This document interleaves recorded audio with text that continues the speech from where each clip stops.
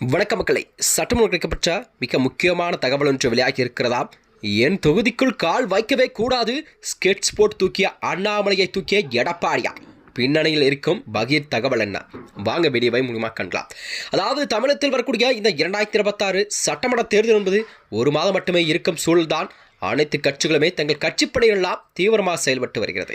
அந்த வகையில் தான் தமிழகத்தில் வரக்கூடிய இந்த 2026 சட்டமன்ற தேர்தல் என்பது அனைத்து கட்சிகளுக்கும் வாழ்வாசமா என்ற மனநிலையில் தான் கண்டிப்பாக இந்த தேர்தல் அமைய பெற்றிருக்கிறதா. அந்த வகையில் தான் தமிழகத்திலே இம்முறை 4 முறை போட்டியில் வரக்கூடிய சூழல் உருவாகி இருக்கிறது. இந்த வகையில் தான் தமிழகத்தின் பாஜக முன்னாள் மாநில தலைவரான அண்ணாமலை அவர்கள் பெரும் அதிர்ச்சியூட்டும் தகவல் எல்லாம் வெளியாகி இருக்கிறதா.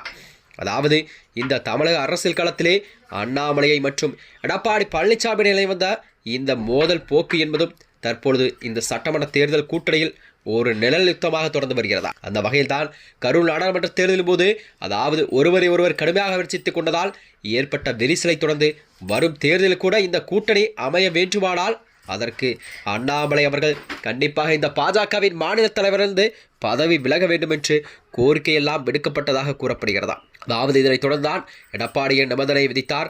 அதனை ஏற்று டெல்லி தலைமையோ அண்ணாமலையை நீக்கிவிட்டு நயினா நாகேந்திரனை நியமித்த பிறகுதான் அதிமுக கூட்டணியில் பாஜக இணைந்ததாம். தற்போது அண்ணாமலைக்கு கட்சியில் எந்த ஒரு பொறுப்புமே வழங்கப்படாத நிலையில் அவர் தடுத்து விடப்பட்ட நிலையில்தான் ஒரு மிகப்பெரிய ஒரு கேள்விக்குறியாக பார்க்கப்பட்டு வருகிறதா.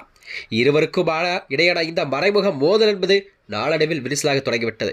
அதாவது இந்த சட்டமன்ற தேர்தலில் அண்ணாமலை போட்டியிட சீட் வழங்கப்படும் என்று அவரது ஆதரவாளர்களெல்லாம் எதிர்பார்த்த நிலையில்தான் அவருக்கு வாய்ப்புகள் மறுக்கப்பட்டு விட்டது. அதாவது ஒரு காலத்தில் அண்ணாமலை என்பது கண்டிப்பாக தமிழகத்தில் பாஜக காலூற்ற வேண்டுமென்றால் அதற்கு அண்ணாமலையின் ஆதரவு என்பது மிக முக்கியமாக பார்க்கப்பட்டு வருகிறது. இந்நிலையில்தான் இந்த 2026 சட்டமன்ற தேர்தலில் அண்ணாமலைக்கு சீட் வழங்காதது ஒரு பெரும் அதிர்ச்சியும் ஏற்படுத்தியிருக்கிறதா. அந்த வகையில்தான் எடப்பாடி பழனிசாமி காய் தகர்த்ததால் அவருக்கு சீட் கண்டிப்பாக கிடைக்கவில்லை என்றுதான் அண்ணாமலை ஆதரவாளர்கள் குற்றங்களை சாட்டியிருக்கிறார்கள். இதனால் தான் கடும் அதிருப்தியில் உள்ள அண்ணாமலையின் ஆதரவாளர்கள் எல்லாம் தற்போது பிரச்சாரத்தை மட்டுமே கவனித்து வருகிறார்கள். இருப்பினும் எடப்பாடி பழனிசாமியின் சொந்த தொகுதியான எடப்பாடிக்கு பிரச்சாரம் செய்ய வர வேண்டாம் என அவருக்கு தடை விதிக்கப்பட்டிருப்பதும் மோதலை அடுத்த கட்டத்திற்கு நகர்த்தியுள்ளதாம். இந்த வகையில்தான் அண்ணாமலை பிரச்சாரம் செய்தால்தான் நான் வெற்றி பெற்றேன் என அவர் சொந்த கொண்டாடுவதை தவிர்த்ததே எடப்பாடி இந்த முடிவை எடுத்துள்ளதாக கூறப்படுகிறதாம். அதே நேரம் மற்ற 15க்கும் மேற்பட்ட அதிமுக தொகுதிகளில் அண்ணாமலை பிரச்சாரம் செய்ய உள்ளார். எடப்பாடி பழனிசாமியை அண்ணாமலை முன்பு தற்குறி என்றும் கிணற்று தவளை என்றும் விமர்சித்த அதிமுக தொண்டர்கள் இன்னும் அதை மறக்கவில்லை என்றுதான் கூறப்படுகிறதா.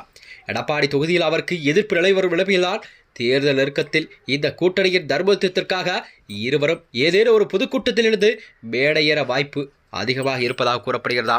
மேலும் இது போன்ற வீடியோக்களை தெரிந்து கொள்ள நமது சேனலை மறக்காமல் சப்ஸ்கிரைப் செய்து கொள்ளும். நன்றி, வணக்கம்.